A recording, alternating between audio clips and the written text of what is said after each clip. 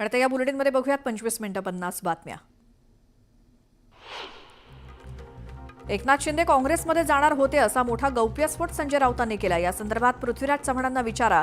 अहमद पटेल आता नाहीत, आपण शिंदेंची दिल्लीत त्यांच्याशी चर्चा झाली होती असा दावा राऊतांनी केला.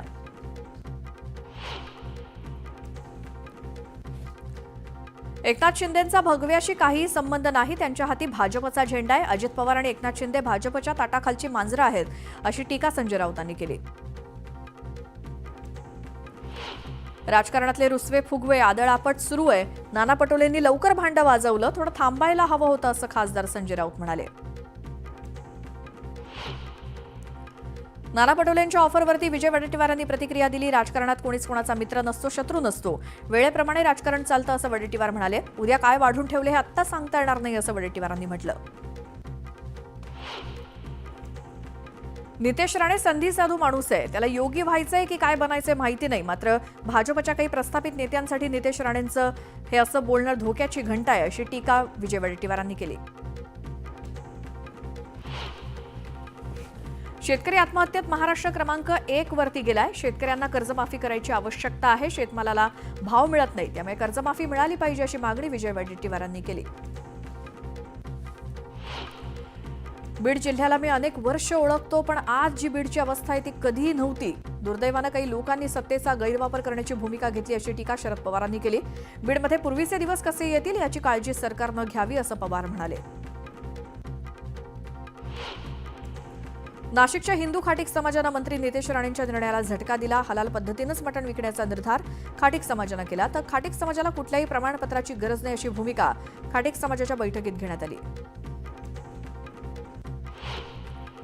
बारामतीत शरद पवारांना भेटण्यासाठी कार्यकर्ते आणि पदाधिकाऱ्यांनी गर्दी केली. माळेगाव सहकारी साखर कारखान्याची निवडणूक लागण्याची शक्यता असल्यामुळे पवारांची भूमिका महत्त्वाची असणार आहे. सध्या हा कारखाना अजित पवारांच्या ताब्यात आहे.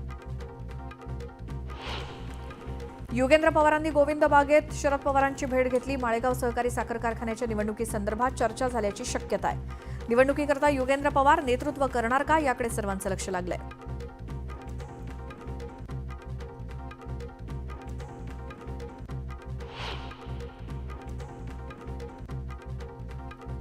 सांगलीमध्ये आज राष्ट्रवादी शरदचंद्र पवार पक्षाचा कार्यकर्ता मेळावा आयोजित करण्यात आला. या मेळाव्याला जयंत पाटील, हर्षवर्धन पाटलांसह जिल्ह्यातले आमदार पदाधिकारी उपस्थित राहणार आहेत. तुळजापूर ड्रग्ज प्रकरणी खासदार ओमराजे निंबाळकर यांनी मुख्यमंत्र्यांना पत्र लिहिलं. वॉर रूममध्ये हा विषय घेऊन चर्चा करून तत्काळ कारवाई करण्याची मागणी ओमराजेंनी मुख्यमंत्र्यांकडे केली आहे. बीडमधल्या पोलिसांनी अनेक गुन्हेगारांना पाठीशी घातलंय. पोलीस कर्मचारी आणि अधिकाऱ्यांबाबत अनेक पुरावे उपलब्ध असून ते सर्व घेऊन बीडला जाणार असल्याची माहिती तृप्ती देसाईंनी दिली. जे दोषी आहेत त्या अधिकाऱ्यांना बीडच्या बाहेर काढा अशी मागणी त्यांनी गृहमंत्र्यांकडे केली आहे. खर्च टाळण्यासाठी कृषी मंत्री माणिकराव कोकाटे यांच्या शिक्षेला न्यायालयानं स्थगिती दिली असा दावा माणिकराव कोकाटेंचे वकील अविनाश भिडेंनी केला. शिक्षेला स्थगिती दिली नाही तर कृषी मंत्री माणिकराव कोकाटे अपात्र ठरतील आणि पोटनिवडणूक घेण्याची वेळ आली तर जनतेचा पैसा खर्च होईल असं निरीक्षण नाशिक सत्र न्यायालयानं नोंदवलं. प्रक्षोभक भाषण केल्याप्रकरणी सदाभाऊ खोत यांची 12 वर्षांनंतर निर्दोष मुक्तता करण्यात आली. 3 नोव्हेंबर 2012 रोजी देऊळगाव राजा येथे शेतकऱ्यांच्या सभेत प्रक्षोभक भाषण केल्याप्रकरणी खोत यांच्या विरोधात गुन्हा दाखल झाला होता. दरम्यान दौंड प्रथम वर्ग न्यायालयानं खोत यांची आता निर्दोष मुक्तता केली. सतीश भोसले उर्फ खोक्या याच्या घरावर वनविभागानं कारवाई केली. त्यानंतर मध्यरात्री अज्ञातांनी कुटुंबाला मारहाण करत जाळपोळ केल्याचा आरोप होतोय. या घटनेचा निषेध ऑल इंडिया पॅन्थर सेनेचे राष्ट्रीय अध्यक्ष दीपक केदार यांनी केला. तसंच जाळपोळ आणि मारहाण करणाऱ्यांवर कठोर कारवाईची मागणी केली. रत्नागिरीतल्या मंडणगडमध्ये लाटवण भैरीदेवाच्या पारंपरिक शिमगोत्सवाला सुरुवात झाली. भैरीदेवाची पालखी भक्तांच्या भेटीला निघाली आहे. या उत्सवामुळे गावात आनंदाचं वातावरण आहे. 66व्या महाराष्ट्र केसरी कुस्ती स्पर्धेच्या मैदानाचं भूमिपूजन रोहित पवारांच्या हस्ते संपन्न झालं. कर्जतमध्ये 26 ते 30 मार्च दरम्यान या स्पर्धेचं आयोजन करण्यात आलं.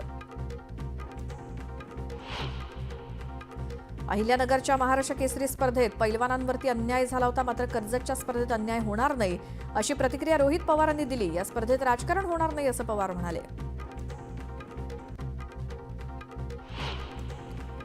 कोल्हापुरातील शिवाजी विद्यापीठाच्या नामविस्ताराला विरोध होतोय. शिवाजी विद्यापीठाच्या अधिसभेत स्थगन प्रस्तावावरनं गोंधळ झाल्याचं बघायला मिळालं. काळ्या फिती लावून नामविस्तार बदलाला विरोध करण्यात आला.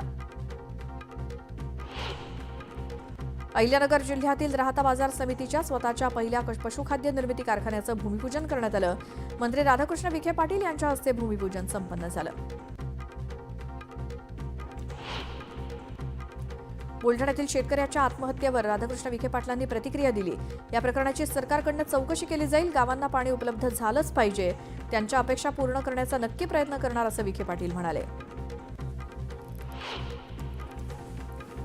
जुन्नरच्या विघ्नहर सहकारी साखर कारखान्याच्या संचालक मंडळाच्या 4 जागांसाठी आज मतदान होणार आहे. संचालक मंडळाच्या 21 जागांपैकी 17 जागांची निवडणूक ही बिनविरोध झाली आहे, तर 4 जागांसाठी एकूण 5 मतदारसंघांमध्ये मतदान होणार आहे. खेडमधील तुंबाड इथे मोठ्या उत्साहात शिमगोत्सव साजरा करण्यात आला. पारंपरिक वाद्यांच्या ठेक्यावर पालखी नाचवण्यात आली. हजारो लोक यावेळी उपस्थित होते. जिंतूर शहरात रात्री उशिरा फिरत असलेल्या एका टोळीचा व्हिडिओ व्हायरल झालाय. तोंडाला रुमाल आणि हातात हत्यारं असल्यामुळे हे चोरटे असल्याचा दावा करण्यात आलाय. दरम्यान या व्हिडिओमुळे नागरिकांमध्ये भीतीचं वातावरण आहे. नंदुरबारमध्ये डॉक्टरनं देवदूत बनून एका 2 महिन्यांच्या बाळाला मृत्यूच्या दारातनं परत आणलं. उलट्या आणि अतिरडण्यामुळे बाळ निपचित पडून होतं. बाळाचा मृत्यू झाला असं वाटल्यामुळे आईसह इतर नातेवाईकांनी रडारड सुरू केली. दरम्यान रुग्णालयात नेत असताना डॉक्टर गणेश तडवींनी बाळाच्या तळपायाला जोरात टिचकी मारली आणि लागलीच बाळानं मोठा श्वास घेतला आणि अशा प्रकारे त्यांनी बाळाचा जीव वाचवला. धाराशिवचे जिल्हाधिकारी कीर्ती किरण पुजार यांनी तुळजाभवानी मंदिर परिसराची आणि कामाची पाहणी केली. घाटशिळी परिसर, रामदरा, भक्तनिवास इत्यादी ठिकाणांची पाहणी करत जिल्हाधिकाऱ्यांनी माहिती जाणून घेतली. बुलढाण्यामध्ये होळी खेळून पोहायला गेलेल्या युवकाचा पाण्यात बुडून मृत्यू झाला. शेलोडी शिवारातील खदानातील डोहात ही घटना घडली. तिथीनुसार साजऱ्या होण्याच्या पार्श्वभूमीवर सह्याद्री गिरीभ्रमण संस्थेच्या वतीनं किल्ले शिवनेरीवरती दीपोत्सव साजरा करण्यात आला. शिवरायांच्या आरतीनं या दीपोत्सवाची सांगता झाली.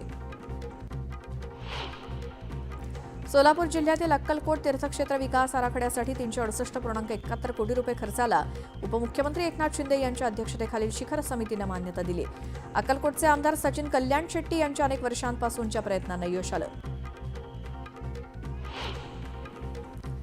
इंदोर सम्राट बाळासाहेब ठाकरे समृद्धी महामार्गावरनं 2.25 वर्षात 1,318 कोटी इतका टोल प्राप्त झालाय. तर यावर्षीच्या जानेवारी आणि फेब्रुवारी महिन्यात समृद्धी महामार्गावरनं 138 कोटी रुपयांचा टोल मिळालाय.